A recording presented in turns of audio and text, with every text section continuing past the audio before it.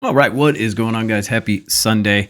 We are back in the NBA. Had a nice little bounce back day yesterday. Let's do it again. And in college, we went 1-1. Unfortunately, Auburn, first half, we were looking real good. You could actually get Florida a plus 5.5 at one point. But we went 1-1 in college. I guess slight loss, but went up in the NBA, so that's good. Let's get into these Sunday picks. Then I'll give you my 6 best bets.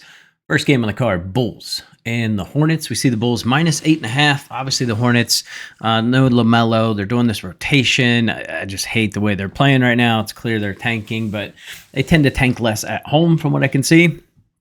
But I would still go Bulls minus 8.5. I mean, they are playing hard. They are playing for something still. So I like the spot for them. Toronto Raptors and the Brooklyn Nets. We've got Toronto minus 2.5. No Quickly. Probably no Barrett, most likely, and then we're not going to have Scotty Barnes, most likely. No Jakob Poeltl. Give me the Nets plus 2.5 at home. This is a trash game. Lakers and the Thunder. Is this game of the day? Maybe. I don't. It probably won't be much of a game. Give me OKC minus 8.5 at home. Pretty bad loss against the Rockets last game. So I like the bounce back factor here at home. Should be able to come out strong against the Lakers. So I like the Thunder here. Utah Jazz and the Atlanta Hawks. We see the Hawks minus 12.5 against the Jazz. The tanking Jazz. You really can't take anything for the Jazz. So give me Atlanta minus 12.5. A little too high, but I would lean that way.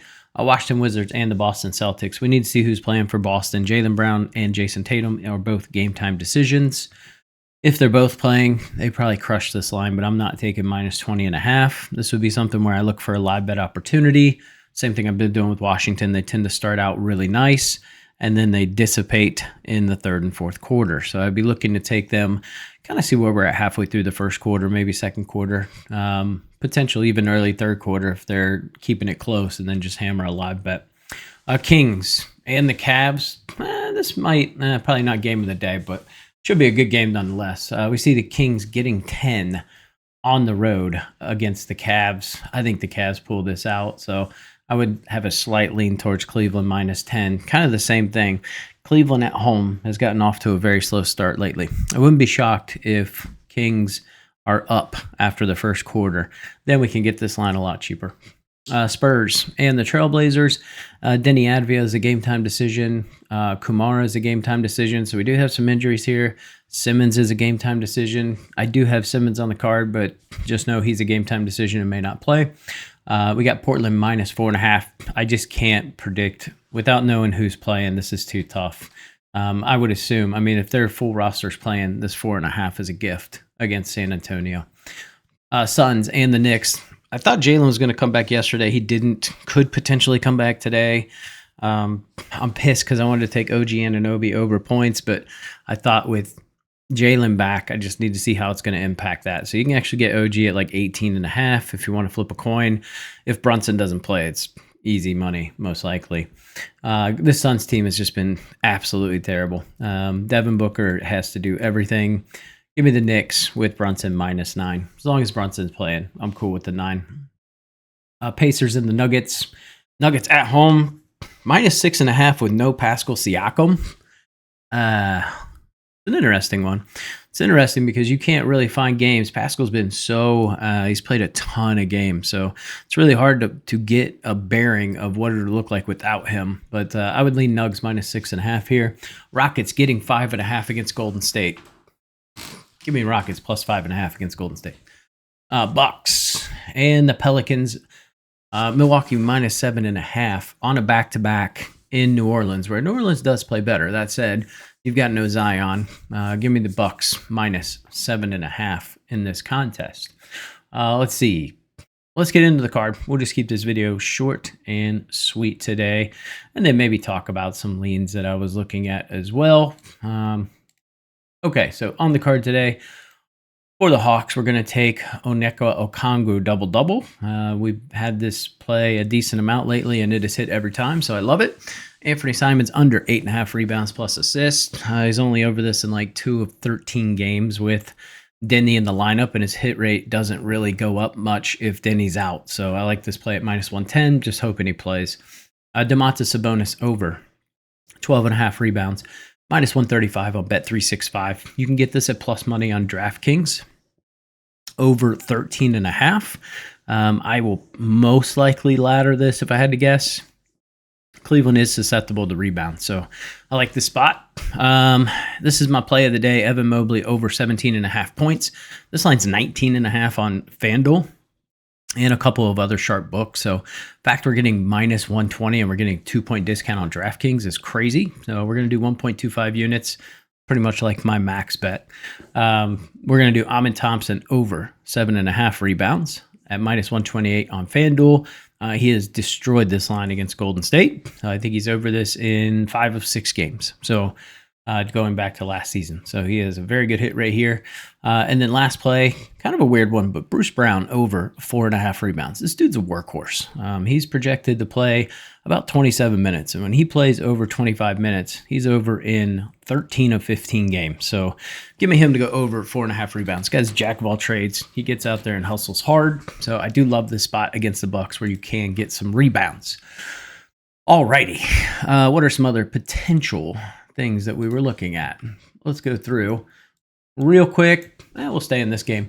Yves Missi over rebounds is appealing. You can see hit rate's really good as of late. He's over in 6 straight, over in 7 of the last 8. Bucks are susceptible to giving up rebounds. We can see 8 of 15 over their line. So I do like him to go over 8.5 today. You can still get pretty good value, -125 on that line. Giannis, his line, it feels like free money. Taking the 11.5 feels like free money until I look at the splits. And similar players have not done anything. But Giannis is in full on, like, trying to get them into the playoffs. And on a back-to-back where he played a ton of minutes last night because it went into overtime, I just don't know how much he's going to play today. So it's a fade for me. But there's some value there. Chicago and Charlotte. Thought about going back to Old Faithful. Miles Bridges over 5.5 rebounds. It feels too good to be true. 5.5 is absurdly low. But if we look, he hasn't hit the last couple games as their full-on tanking has really commenced. So that's one I don't really want to touch. Josh Giddey has a really good matchup to get boards tonight. So I do like his over 8.5 rebounds. You can see it's not too juicy. You can still get it at -120 on DraftKings. Like I said, good spot to get some boards. So looking at him, there wasn't too many more I loved, man. Sunday, nothing with the Lakers. You just don't know who's going to do what. So not touching Toronto and Brooklyn. That's just 2 teams trying to lose. Washington and Boston, I need to know who's playing for Boston before you can make an accurate pick, or you take an under with Washington. I wanted to take Trey over assist. I know it's high. But, oh, wow, dropped to 11.5 at -135. I do love this. I mean, it's kind of a system play to take over an assist against the Jazz. So I just don't know if this is going to turn into a blowout or not. But I do like this. I mean, -135 is decent for over 11.5. But we can see the hit rate's just not there. So I'll stick to the Okongwu play. Sacramento and Cleveland, we got 2 plays there, so I think we hit that one pretty aptly. Phoenix and New York, Cat rebounds insanely low, but it's just he just has not been hitting it.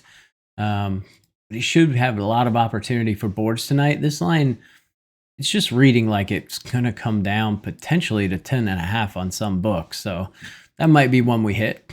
We took Josh Hart over points yesterday. I didn't really want to go back to the same well today, but I do like this. We can see we've got a good similar player matchup, good positional hit rate. This chart's not terrible. It's just the Brunson factor. I'm just a little nervous to take any points with Brunson coming back. But even with Brunson, I think he's probably over this in the vast majority. Yeah, he's over in 63.3% of games. So it's nothing's ever necessarily a safe bet, but I do like this play. I'm just concerned Jalen will come in and just start ball hogging like crazy. So I'm personally just going to stay off. Bradley Beal assist, I think, is a good, strong play today. Almost made the card. Didn't take it once I saw kind of all this red, but I have a feeling he gets the job done. Similar players over in 9 of 13 today. So that's an avenue. Indiana and Denver. I wanted to take Jokic rebounds. You just don't know what you're going to get out of him. Jamal Murray has a really good spot to get some assists tonight. If this 4.5 was a little better, this is a little too juicy. But it's pretty crazy that that's at 4.5, to be honest. When we look at his recent trends, without Pascal Siakam, I think he probably goes off tonight, but not going to bet it.